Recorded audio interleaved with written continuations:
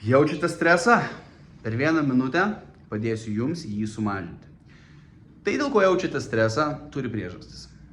Išrašykite, kas gali būti blogiausia dėl to, ką jūs jaučiate to streso metu. Dabar išrašykite viską, ką galite padaryti, kad tas stresas praeitų.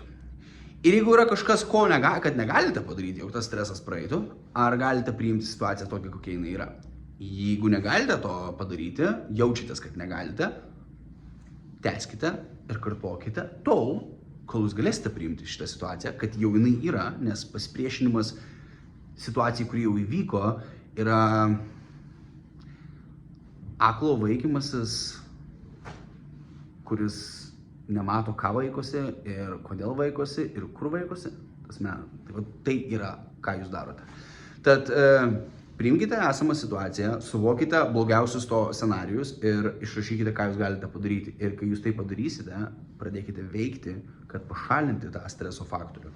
O gale dienos stresas kyla dėl to, kaip mes jaučiamės, dėl tų įvykių. Tad prasidirbkite tai.